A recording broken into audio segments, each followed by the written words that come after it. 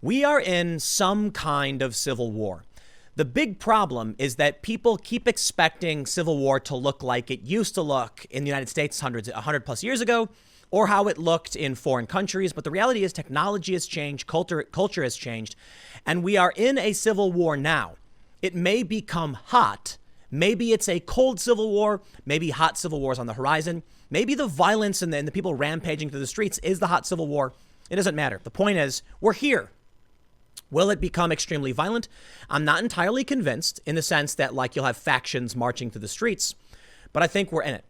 And I don't believe that people will accept the results of the election no matter what happens, because they didn't in 2016. But I think it's important to point out that what we're seeing right now is a cold civil war, in the sense that we have warring factions essentially trying to gain control of the hearts and minds of the people. We're at the forming ranks phase. It may become hot. I don't know.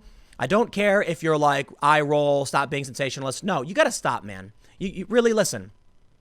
They're talking about taking down the entire Thomas Jefferson Memorial in its entirety now. I talked about this on my main channel over at timcast.net. If you haven't seen it, went up at 4.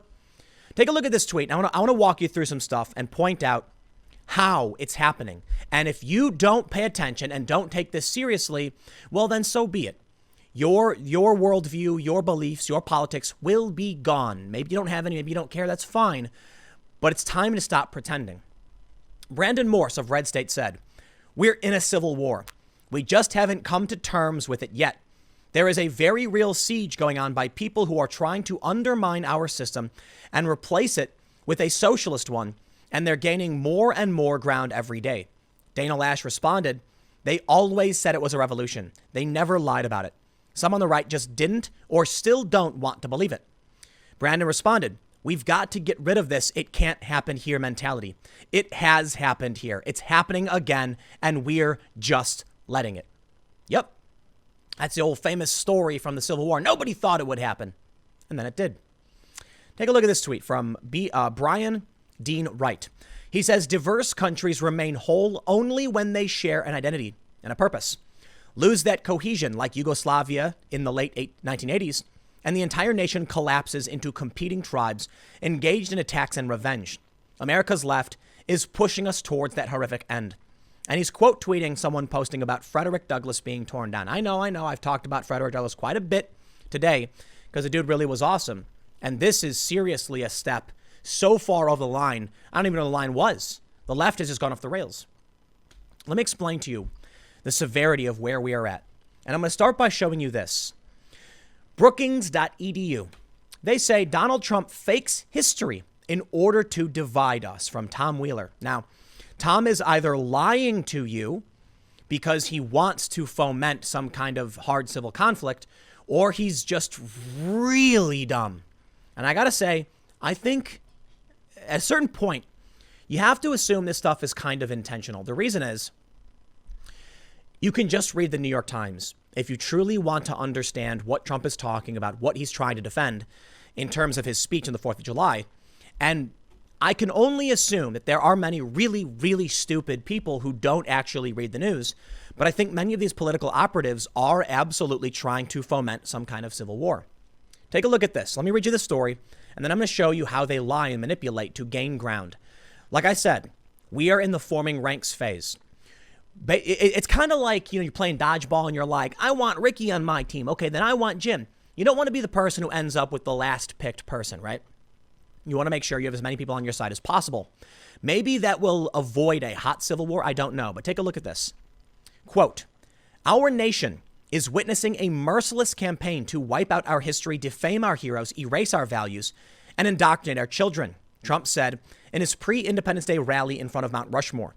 He reprised the same themes on the White House lawn the following day. In the midst of a national catharsis on race and social justice, in front of a monument to great American leaders, and then on the lawn of the iconic symbol of American leadership, Trump chose a dog whistle message to stoke the us versus them that has become his stock in trade. Dog whistle, what does that mean? They're implying that Trump is signaling to white supremacists. It wasn't a new message, just new venues. At his last rally in Tulsa, Trump used similar rhetoric. They want to demolish our heritage. To describe the ongoing debate over removing statues to Confederate figures. And there's the lie. This is how they're manipulating you to make sure you join their side. They don't want you to know what they're actually doing. Donald Trump called out our statues of Jefferson, Washington, Grant, and Hans Christian Heg being torn down. I just showed you Frederick Douglass was torn down. So what do? They lie. And they will tell you it's Confederates. They're lying to you. That's not true. I just showed you Frederick Douglass. Was that not enough? Please, let me show you them calling for the removal of Thomas Jefferson's memorial. They are not talking about, Donald Trump is not talking about Confederates. So why would Brookings tell you Confederates? It's possible. He's just really dumb. This guy's like really dumb. I don't buy it. I really don't.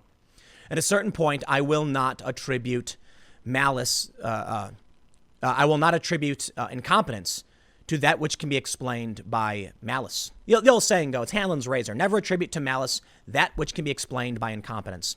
At a certain point, incompetence becomes a conspiracy.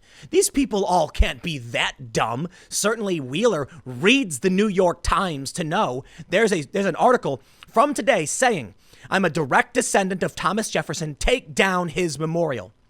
Okay. Now, this was written on the same day. Perhaps Mr. Wheeler did not yet read the New York Times. It's not the first time we've seen these articles. It's not the first time these stories have come out. Why, it was only about a week or so ago, over in the New York Times, they wrote, yes, even George Washington. Our heroes, our leaders, our founding fathers. Trump is talking about keeping those images true, holding that idea of America. Wheeler is lying to you to make you think that Donald Trump is propping up the Confederacy. He's not. Nobody, look, there are some people who like it, sure, fine, but Trump isn't propping that up. Trump announced a garden of heroes, statues to people we respect, and not a Confederate among them. They go on to say, this time he doubled down. In his first quote above, he made 4 specific assertions that he attributed to a left-wing cultural revolution. Let's look at each of those claims, especially as they relate to the matter that continues to haunt the nation, the symbolism of Confederate statues and the naming of military bases for Confederate figures. Wipe out our history. The statues of Confederate soldiers may be part of our history, but not in the way Donald Trump sees that history. These men were traitors, and their celebration is a reminder to Black Americans that the oppression for which they fought is still alive. You see what he's done? He made you believe Trump was talking about Confederates, and from there, he has now created a wildly different narrative. Trump said, Jefferson, Washington, Grant, etc. So what does he do? He plants the seed of the Confederacy, and from there, he misleads you. A few years ago, he says he was making a presentation on leadership lessons of the Civil War. Now he's going on to this big, huge thing about the Civil War. Look at this. Defame our heroes. Donald Trump's least favorite word, it would seem, is loser. He frequently weaponizes it against those with whom he disagrees. It is particularly strange, therefore, that the heroes he seeks to aggrandize are the losers of the Civil War. Trump never said that. Now, he talked about not tearing down Confederate statues because what's next? Jefferson, Washington, etc. These people, I believe, they're evil people. It seems like there are 2 ideologies competing right now, and I'm worried. I'm worried the good guys might lose. Now, I don't think Donald Trump is necessarily a good guy. I think he's kind of a nasty dude, but he's certainly fighting for the good guys, which are the founding fathers of this country. Criticize Trump all you want. Trump's bad in many ways, but he's not that bad, right? I look at Trump from a rather neutral perspective. There are things I can complain about, things that I like that he says. I certainly don't think he's the bad guy. I think they're the bad guys, and that's what worries me. I didn't think it would come to the point where I would have to choose between Trump, who I didn't really like, and literal evil. The reason why I say evil, and I'm somewhat reluctant to use terms like that.